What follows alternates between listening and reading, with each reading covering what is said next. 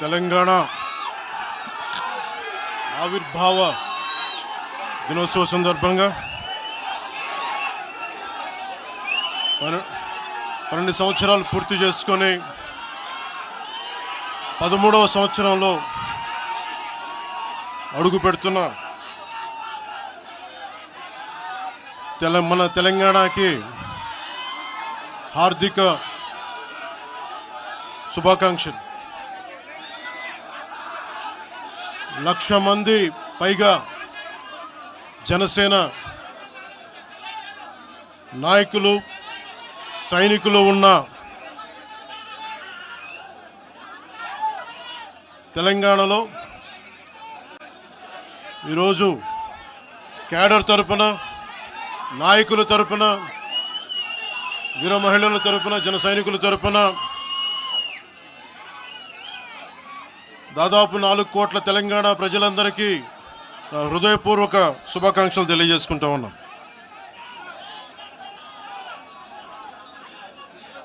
ప్రతిసారి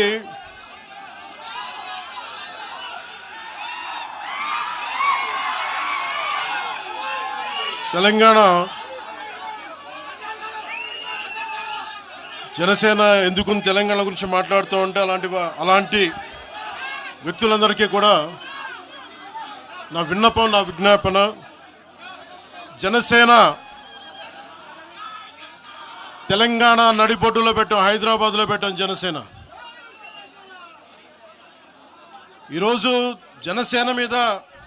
జనసేనకి తెలంగాణ మీద ప్రేమ కానీ, ఇష్టం కానీ రాజకీయాలకు అతీతమైంది. నా చుట్టుపక్కల ఉన్న నాయకులందరూ కూడా 2007, 2008 నుంచి అప్పటి యువరాజ్యంలో ఉన్న యువ నాయకులు వీళ్ళందరూ ఈరోజు కొత్తగా తెలంగాణ మీద తెచ్చుకున్న ప్రేమ కాదు, తెలంగాణ విభజన సమయంలో వచ్చిన ప్రేమ కాదు.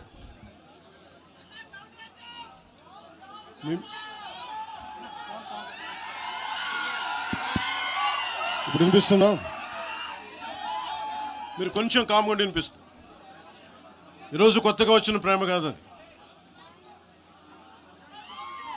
తెలంగాణ ప్రత్యేక రాష్ట్రం కావాలి అన్న ఆలోచన రాకముందే తెలంగాణ సంస్కృతికి, తెలంగాణ సాంప్రదాయాలకి, తెలంగాణ పోరాట స్ఫూర్తికి ఉత్తేజం పొంది ఇన్స్పిరేషన్గా తీసుకొని, అది సినిమాల్లో కావచ్చు, సంస్కృతి పరంగా కావచ్చు, ఇవన్నీ కల్చరల్ పరంగా, సినిమాల్లో పరంగా ఎప్పుడు ముందుకు తీసుకెళ్తానే ఉన్నాం. విమర్శించే నాయకులందరికీ కూడా 2007లో ఈరోజు విమర్శించే గొంతులు ఎవరు లేవు.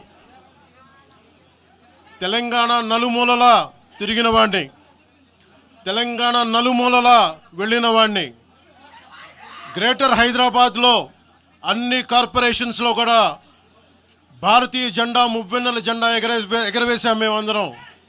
ఈరోజు కొత్తగా వచ్చిన ప్రేమ కాదు ఇది.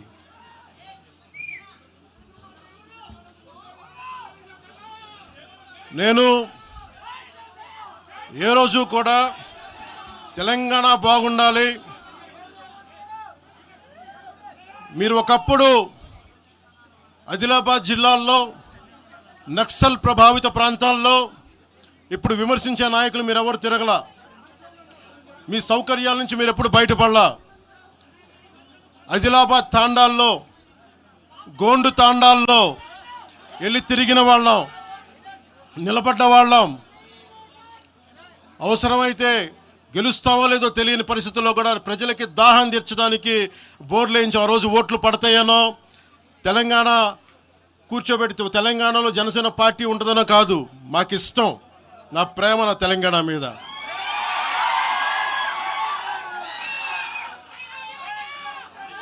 తెలంగాణకి నాకు ఎంత ప్రేమ ఉందో,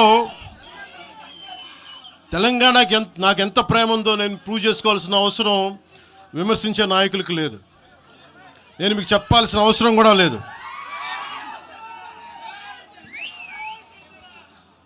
తెలంగాణ విభజనకి జనసేన వ్యతిరేకం అని మాట్లాడుతూ ఉన్నారు. నేను మళ్ళీ చెప్తా ఉన్నా, విభజించిన తీరుకు మేము వ్యతిరేకం. తెలంగాణ కోసం సామాజిక తెలంగాణ కానీ అన్ని కులాలు బాగుండాలి అని చెప్పి మరీ వచ్చాం.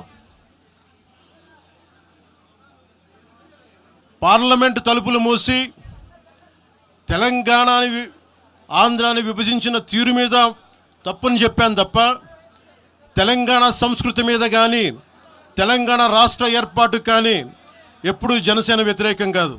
ఇది తెలంగాణ ప్రజలకి చాలా స్పష్టంగా తెలియజేస్తా ఉన్నాం. నాకు నిలబడింది కష్టాల్లో ఉన్నప్పుడు ఒక్క నిమిషం సార్, ఒక్క నిమిషం మాట్లాడేవాడిని సార్. తెలంగాణ ఆంధ్రప్రదేశ్లో నన్ను తిరగనివ్వమని మాట్లాడుతూ ఉంటే నాకు వారాహి అనుమతినిచ్చింది తెలంగాణ ప్రజానికి, నాకు అనుమతి ఇచ్చారు. నాకు అలాగే నాకు గత వైసీపీ ప్రభుత్వం మిమ్మల్ని ఆంధ్రాలోకి అడుగు పెట్టనివ్వు అంటే కోదాడ, నల్గొండ అన్ని ప్రాంతాల నుంచి వచ్చి నాతో పాటు అండగా వచ్చారు నా తెలంగాణ అన్నదమ్ములు, జన సైనికులు. నేను చాలాసార్లు మా నాయకులందరినీ అడగండి, మనం పార్టీని ఇక్కడ బలపెడదాం అంటే నేను ఒకటే చెప్పా, తెలంగాణ వచ్చిన ఈ సందర్భంలో మనం కూర్చోబెట్టి మాట్లాడితే ముందు అది వేరేగా వెళ్తుంది.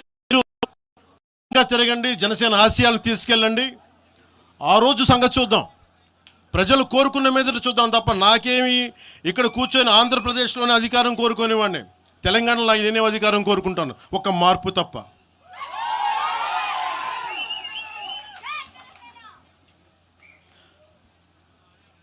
జనసేన ప్రయాణం తెలంగాణలో మొదలైంది. నేను మీకు ఏ సమస్యకైనా సరే నేను కూర్చోబెట్టి మా నాయకులు ఒకటే చెప్పా, మీరు సమస్యల మీద పోరాడండి. నాకు బాగా ఇబ్బంది కలిగించే అంశం ఈ మధ్యన పదే చూస్తూ ఉన్నాను. మాట్లాడితే ఆంధ్ర అని చెప్తా ఉన్నారు.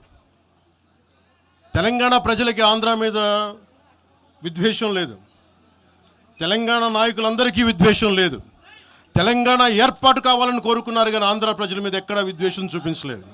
నిజంగా తెలంగాణ ప్రజలు కానీ మొత్తం తెలంగాణ నాయకులు కానీ విద్వేషం చూపించి ఉంటే ఈ రోజున ఒక్క ఆంధ్ర ప్రాంత వ్యక్తి కూడా ఇక్కడ తెలంగాణలో ఉండలేడు. ఇది తెలంగాణ తాలూకు ప్రేమ, తెలంగాణ ప్రజల తాలూకు ప్రేమ, ఇవన్నీ ఎవరు మర్చిపోరు. నాకు ఈ మధ్యన వస్తా ఉంటే నువ్వు హైదరాబాద్లోకి ఎలా అడుగు పెడతావు, నీకు హైదరాబాద్లో ఏం పని, ఇది నేను ప్రత్యేకించి చెప్తా ఉన్నా. మీరెవరైనా నన్ను బెదిరించే వాళ్ళు మీ అయ్యే జాగీరా తెలంగాణ?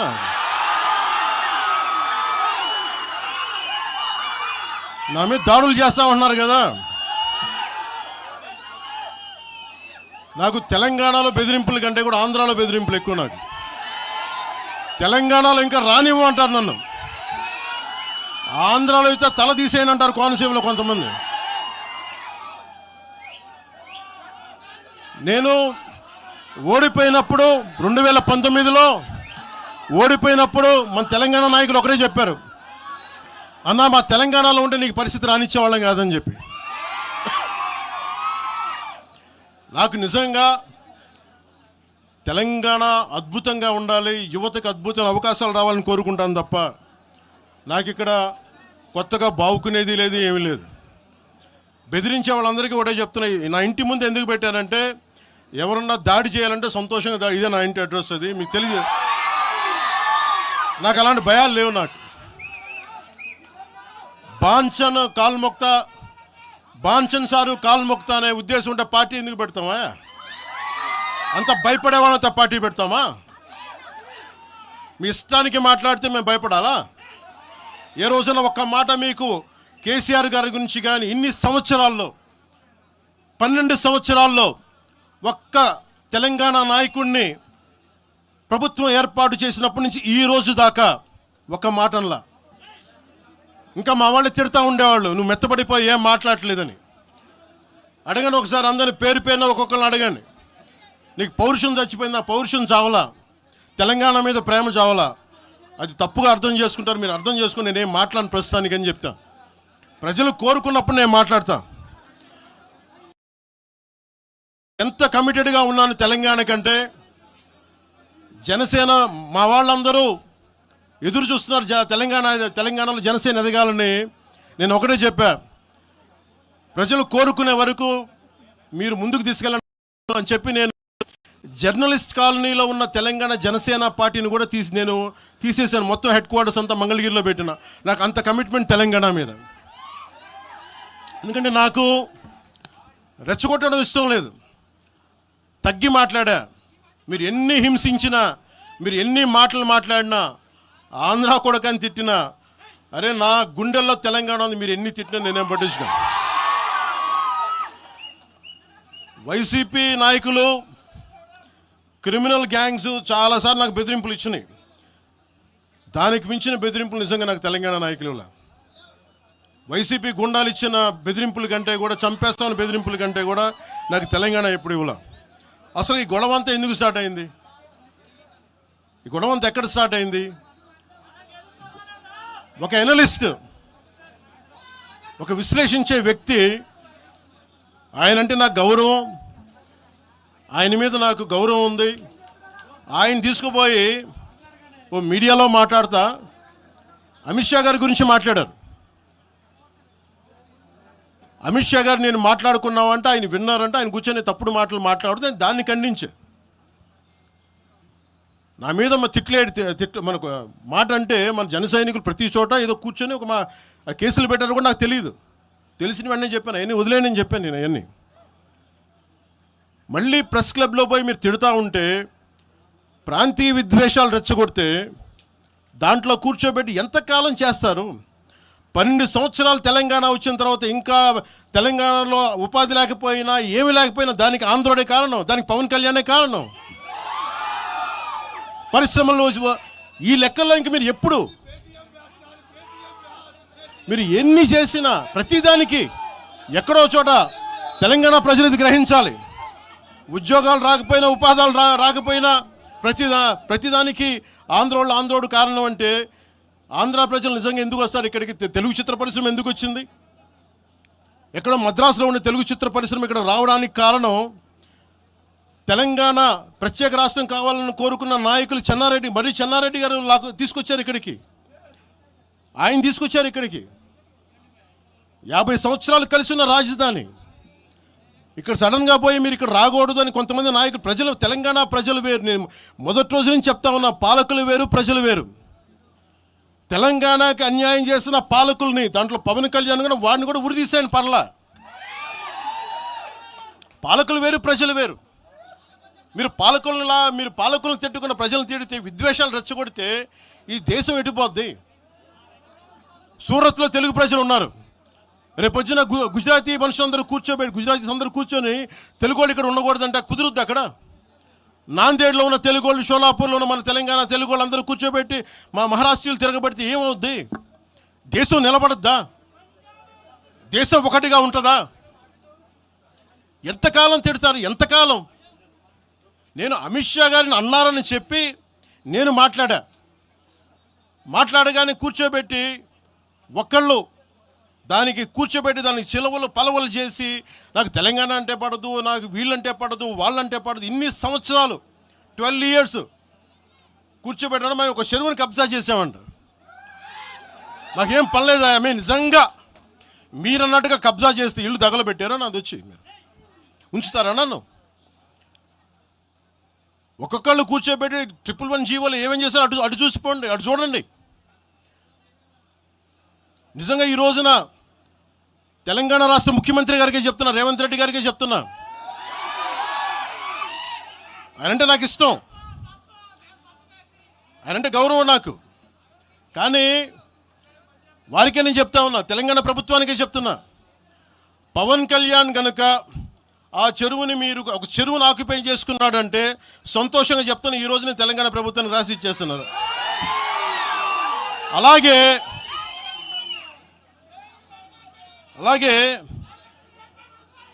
లెఫ్ట్ మేము వామపక్షవాదులు అని చెప్పి ఒక ఎనలిస్ట్ మాట్లాడతా, ఇది ఎలా ఉంటుందంటే ప్రపంచ కార్మికులారా ఏకం కండి అని చెప్పే వామపక్ష భావజాలం ఈ రోజున ప్రాంతీయతకు వచ్చింది. ఆ వామపక్ష భావజాలం చెప్పే వ్యక్తి అనలిస్ట్ ప్రకారం ప్రపంచ కార్మికులారా ఏకం కండి చెప్పే వామపక్ష భావజాలం ఈరోజు ఎక్కడికి వచ్చింది? ఆయన చెప్పిన విధానం ప్రకారం ప్రాంతీయతకు వచ్చింది. కమ్యూనిజం ఎందుకు చచ్చిపోయిందంటే ఇలాంటి వాటి వల్ల చచ్చిపోద్ది. ఈరోజు గద్దర్ గురించి మాట్లాడతారు. బండెనక బండి కట్టి 16 బండ్లు కట్టి ఏ బండిలో పోతాం నైజాం సర్కార్ ఓడా అంటే అది ఈరోజు మాకు వచ్చిన ప్రేమ కాదు. మాకు అది నా చిన్నప్పుడు చెప్పాను ఆ మాట, తర్వాత ఫస్ట్ మీటింగ్లో చెప్పా. గద్దర్ గారు బతికున్నప్పుడు మీరందరూ ఏమయ్యారా? గద్దరన్న బతికున్నప్పుడు మీరందరూ ఎక్కడున్నారు? గద్దరన్న వెన్నులో బుల్లెట్లు దిగితే గద్దరన్న నా దగ్గరికి వచ్చాడు.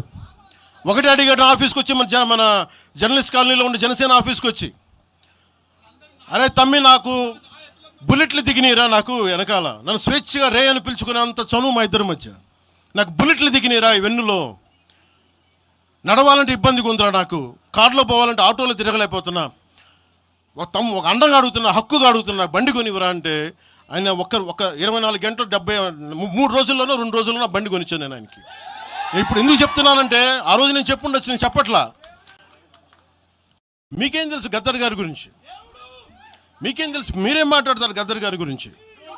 బతికున్నప్పుడు ఆయనకి ఏం చేశారు? మీరందరూ బతికున్నప్పుడు మీరేం చేశారు ఆయనకి? మీరు పర్మిషన్ ఇవి కూడా ఇవ్వాలా? మీరు ఒక్కళ్ళు మాట్లాడలా?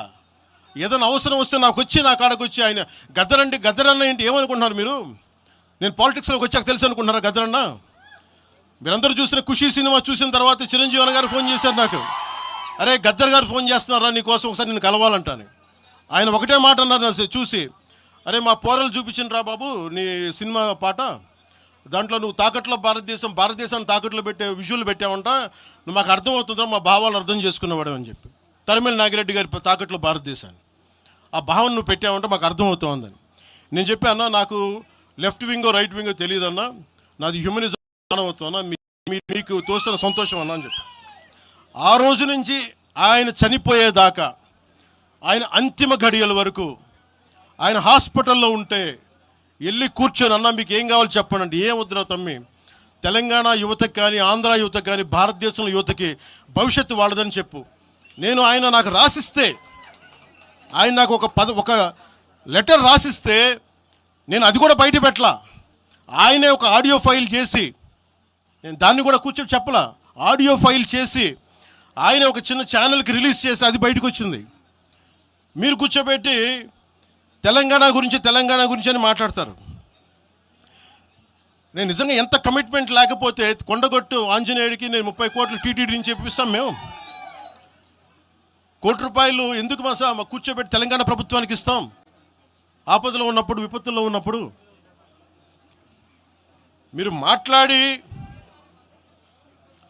మీరు ఈరోజు మాట్లాడుతూ ఉన్నారు, బెదిరిస్తున్నారు. ఒకటే చెప్తా ఉన్నా, ఇక్కడున్న నాయకులందరూ కూడా, మా శంకర్ గౌడ్ గారి దగ్గర నుంచి ఇక్కడున్న నాయకులు పేరున సంపత్ నాయక్ కానీ సాగర్ గారు కానీ వీళ్ళందరూ కూడా మీరు బెదిరిస్తూ ఉంటే మేము భయపడి, సారు మీ కాల్ముక్తా సారు, మీ బాంచన్ సారు అని అంత భయాలు ఉన్నాం. మేము వాళ్ళమే కాదు.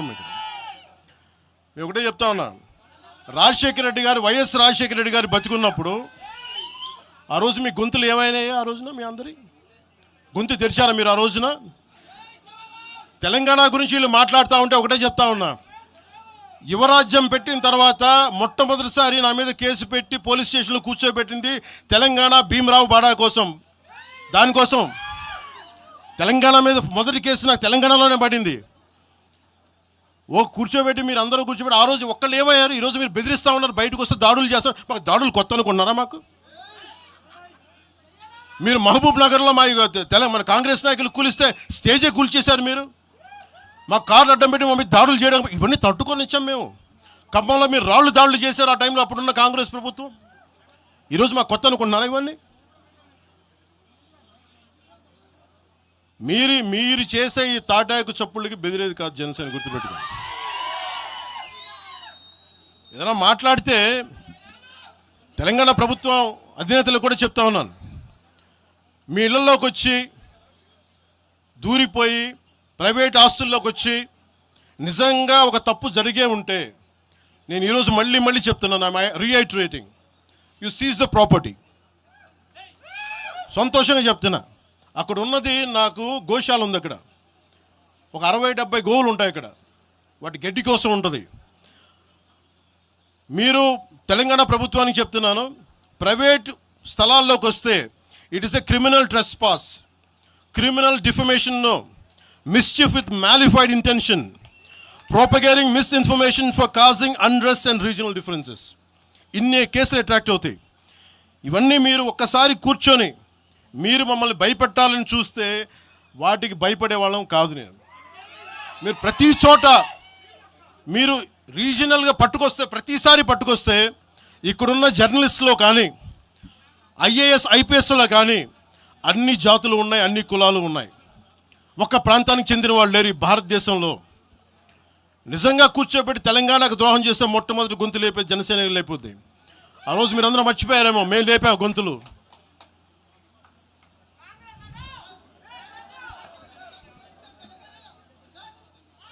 కాంగ్రెస్ హటావ్ దేశ్ బచావ్ అని అంటానికి ఈరోజు ఇందాక మీరు చెప్పినానికి చెప్తున్నా. కాంగ్రెస్ నాయకులు మాట్లాడుతున్నారు కొంతమంది, అందరం చెప్పట్లా. కొంతమంది నాయకులు కూర్చొని మాట్లాడుతూ ఉన్నారు, నువ్వు ఎలా తిరుగుతావు, రోడ్ల మీద చూస్తాం, నాలుకలు కోస్తాం, నాలుకలు చీరుస్తామంటే రండయ్యా బాబు మీకు నాలుకలు తీసి చూపిస్తాం మీకు కోసుకొని. అలాగే మీరు ఒకప్పుడు ఇలా మాట్లాడిన నాయకులందరూ రాజశేఖర రెడ్డి గారు తెలంగాణకి విభజనకి నేను వ్యతిరేకం నేను అన్న చెప్పిన వ్యక్తికి పక్కన ఉన్న కొమ్ము కాసిన వాళ్ళు వీళ్ళందరూ మాట్లాడతారు. నిజంగా నాకు చివుళ్ళ మల్లికార్జున్ శ్రీశైలం చెంచు పెంటల నుంచి వచ్చిన, చెంచు గూడెల నుంచి వచ్చిన కుర్రాడు, 16-17 ఏళ్ళ కుర్రాడు, చెంచుళ్ళు శివ మల్లికార్జున్, వీళ్ళు వెతుక్కొని వచ్చారు నా కోసం. దేనికి? మాకు యురేనియం మైనింగ్ జరుగుతూ ఉంది అన్నా, నువ్వు వచ్చి ఏదైనా చెప్పన్నా అంటే, ఆ రోజు ఓడిపోయినాను 2019 తర్వాత 2 చోట్ల ఓడిపోయి అంటే నా మీద ఏ నమ్మకం పెట్టుకొచ్చాడు. ఎందుకు నేను తెలంగాణ యువతను నమ్ముతానంటే, వాళ్ళకున్న లోపల ఉన్న భావం ఎంత బలమైందంటే మొత్తం ప్రభుత్వానికి కదిపించింది ఒక్క కుర్రోడి భావం. దానికి నేను ప్లాట్ఫామ్ అయ్యాను అంతే. దానికి ప్లాట్ఫామ్ అయ్యా. వచ్చి కుర్రోడు రోడ్డు మీద కూర్చొని జనసేన ఆఫీస్ ముందు కూర్చుంటే వెళ్ళి మాట్లాడా, ఏం బాబు ఏం కావాలన్నా అంటే, నీకు కూర్చోబెట్టి అన్న మాకు యురేనియం మైనింగ్ జరుగుతుందన్న మా శ్రీశైలంలో చెంచుపెంటల్లో, నువ్వు మాట్లాడన్నా అంటే మొత్తం తీసుకొస్తే ఒక్క మాట మాట్లాడితే ఆ రోజున వి హనుమంతరావు గారు, ఇప్పుడు కాంగ్రెస్ నాయకులు వి హనుమంతరావు గారు, మేము కూర్చొని మాట్లాడితే అఖిల పక్షం ఆ రోజు పిలిచాం. ఏ బలం ఉందని జనసేనకి ఆ రోజున ఓట్లు వస్తాయన్నా మేము చేసింది తెలంగాణ మీద ప్రేమ, తెలంగాణ మీద ఇష్టం, తెలంగాణ మీద మమకారం.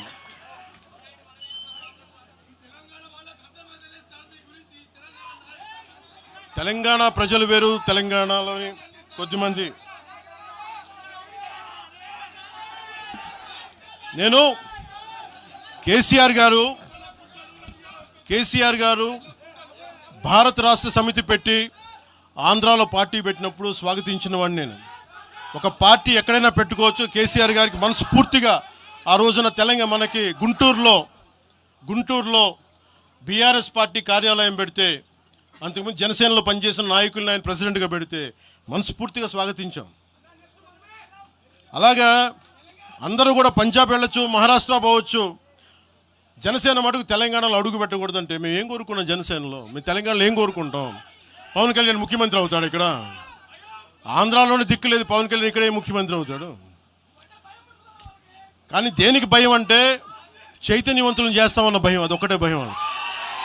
సమస్యల మీద తిప్పి కొడితే ఎంత? 4 కోట్ల జనాభా ఉన్న, దాదాపు 4 కోట్ల జనాభా ఉన్న తెలంగాణలో జనసేన తిప్పి కొడితే 1,00,000 మంది పైన కూడా లేరు. 2,000 మంది జన సైనికులతోటి, సాధకులతోటి మేము సభ పెట్టుకుందామంటే మీరు దీనికి పర్మిషన్ ఇవ్వకపోతే మేము ఏం చేస్తాం? మేము దుర్మార్గాలు చేస్తామా? మేము అంటే నాకు ఎలా ఉంటుందంటే, మీరు ఏదైనా మాట్లాడండి అంటే ఎక్కడ. ఇప్పుడు నేను ఒక ఎనలిస్ట్ కూర్చొని నేను మాట్లాడింది వేరు, నువ్వు అమిత్ షా గారిని మాట్లాడితే నేను దాని గురించి ప్రస్తావిస్తే దీంట్లో ప్రాంతీయత ఎక్కడుంది? దీంట్లో తెలంగాణ నేను ఎప్పుడు అవమానం చేశాను? దీంట్లో కులాలు ఎక్కడ వచ్చినాయి? మీరు తీసుకొచ్చి మీరు తిడతా ఉంటే అంటే మాకు హక్కు కూడా లేదా? మీ ఇష్టానికి మీరు మాట్లాడితే మేము కనీసం నొచ్చుకునే అభిప్రాయం కూడా మేము చెప్పకూడదా? బాధ కూడా పడకూడదా? అంటే మేము కూర్చోబెట్టి బాంచం ద్వారా అలాగే ద్వారా మీరు ఎలాంటి వాళ్ళని భరించాలా? మేము పీకలు పోయినా పర్లేదు, పీకలు కోసుకుంటాం, కానీ భయం అయితే మాకు రాదు.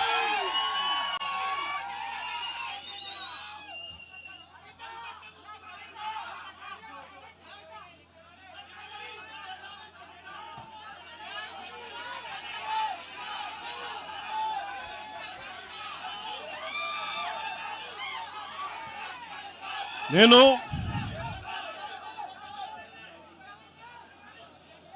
తెలంగాణలో ఆంధ్ర వాళ్ళకి ఏం పని అంటారు? సంతోషం, కరెక్ట్. అది తెలంగాణలో ఆంధ్ర కాంట్రాక్టర్లు ఓకేనా? ఇక్కడ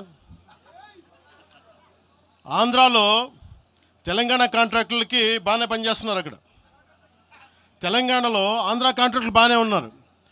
ఎవరినా మీరు బేవకూఫులు చేస్తా ఉన్నారు? మీరు ఎవరిని బేవకూఫులు చేస్తారు? మీరు ప్రజలనేమో మీరు మభ్యపెట్టి యువత మీరు ప్రజానికం, మీరు తెలంగాణ ప్రజలు ఇది గుర్తించాలి. ఇది వీళ్ళు బాగానే ఉన్నారు, వీళ్ళ అధికారాలు బాగానే ఉన్నాయి, వీళ్ళు బిజినెస్లు బాగానే ఉన్నాయి, వీళ్ళ కాంట్రాక్టులు బాగానే ఉన్నాయి. ఏదైనా మాట్లాడితే నాలాంటి వాడిని కూర్చోబెట్టి భయపడతా ఉంటారు. మీరు ఒక్కసారి చెప్పండి. మీరు నిజంగా వద్దు అనుకుంటే తెలంగాణలో అసెంబ్లీలో ఎవరైతే తిడుతున్నారో మీరు తీర్మానం పెట్టండి. పవన్ కళ్యాణ్ అనేవాడికి ఇక్కడ పర్మిషన్ లేదు, రాకూడదని పెట్టండి పర్మిషన్. సంతోషం నాకు. దాన్ని ఎలా పెడతారు నేను కూడా చూస్తాను దాన్ని. మేము 1200 మంది ఉద్యమకారులు ఎంతమంది చనిపోయారో నాకు తెలుసు. 12 సంవత్సరాలు 1200 మంది ఉద్యమకారులు పైగా చనిపోతే వాళ్ళ మీద గౌరవార్థం నేను ఎప్పుడు ఒక్క మాట మాట్లాడాలి తెలంగాణ, ఒక్క మాట. నాకు అంత ఇష్టం నాకు తెలంగాణ. కానీ మీరు కూర్చోబెట్టి నా ప్రేమను కనుక మీరు శంకిస్తే నేను ఇప్పుడు దాకా నిర్ణయించుకోలే. మీరు అంటున్నారు కాబట్టి చెప్తున్నా, తెలంగాణలో జనసేన ఉంటుంది, నేను పోటీ చేస్తా. నేను ఇప్పుడు దాకా ఎప్పుడు అవసరమైతే తెలంగాణలో తిరుగుతాం, నేనే తిరుగుతా, మేమే తిరుగుతాం. ప్రతి సమస్య మీద మాట్లాడతాం, ప్రతి అన్యాయాన్ని ఎదుర్కొంటాం. ఏం మాట్లాడతారు మీరు? ఇది తెలంగాణ భారతదేశంలో అంతర్భాగం, మర్చిపోకండి. తెలంగాణ నా దేశం అంతర్భాగం. తెలంగాణ మీరు కూర్చోబెట్టి బెదిరించి రాకూడదు ఏంటో అవన్నీ భరిస్తాం. చాలా దశాబ్దం పైగా భరించాం. దీనికి చర్మాంకం పలుకుతాం మేము. తెలంగాణ ఎవరైతే వ్యతిరేకించారో వాళ్ళందరూ పదవుల్లో కూర్చున్నారు. ఈరోజు కూర్చోబెట్టి తెలంగాణలో ఎవరైతే వ్యతిరేకించారో వాళ్ళు ఎమ్మెల్యేలు అయ్యారు. ఒక్క మాట మాట్లాడలా. కిక్కురు మనకుండా కూర్చున్న 12 సంవత్సరాలు. మా నాయకుల్ని పేరుని అడగండి, ఒక్కొక్కరిని అడగండి, ఇంటర్వ్యూలు తీసుకోండి. ఏ రోజైనా సరే నేను వాళ్ళని ప్రోత్సహించని అడగండి. వాళ్ళు నన్ను వదలలేదు, నన్ను ఏం చేయమంటారు చెప్పండి. దండం పెట్టి చెప్పా, మీరు శుభ్రంగా వెళ్ళిపోయినంటే లేదు, మాకు నీ ఆశయాలను ఇష్టం, మాకు జనసేన భావజాలం ఇష్టం. ఉన్న మహేందర్ కానీ, రాజలింగం గారు కానీ, ఉన్న ప్రతి ఒక్కరు పేరున శంకర్ కానీ, పేరున ప్రతి తెలంగాణ జిల్లాలో ఉన్న నాయకులందరూ యువరాజ్యం నుంచి ఉండిపోయారు. వాళ్ళు పోలే. నేను చెప్పా, మీరు మిగతా పార్టీస్కి పోండి అంటే పోలా. దాసోజు శ్రవణ్ ఎవరు పట్టుకున్నారు? మీరు ఆ పట్టుకుని దాసోజు శ్రవణ్ కానీ ఈరోజు ఎమ్మెల్సీగా ఉన్నారంటే, ఆ రోజు మీరు కూర్చోబెట్టి మాట్లాడుతూ ఉన్నారు. ఆ రోజున ఈరోజు కాంగ్రెస్ నాయకులు ఎవరో మాట్లాడుతూ ఉన్నారు, నువ్వేమి ఎలా వస్తావు చూస్తామని. ఇలాంటి ప్రగల్భాలే వైఎస్ రాజశేఖర రెడ్డి గారు ముఖ్యమంత్రిగా ఉన్నప్పుడు యువజన కాంగ్రెస్ వాళ్ళు ఇలాగే మాట్లాడారు. ఆ రోజున తన్ని తగలేసాం ప్రతి ఒక్కడు వచ్చిన వాళ్ళు, గుర్తుపెట్టుకోకండి. ఆ రోజు నాకు నిలబడిన తెలంగాణ యువత నిలబడ్డారు. బస్తీలో నుంచి, ఉస్మానియా నుంచి వచ్చిన వాళ్ళు నిలబడ్డారు. ఆ రోజున రాజలింగం గారికి తెలుసు ఆ రోజు కూడా చెప్పారు ఎలా వస్తే నేను చెప్పా ఇలాగే ఇంటికి వస్తామని బెదిరించి ఆఫీస్కి వస్తామని బెదిరిస్తే ఇంటి ముందు చైరేసి కూర్చున్నా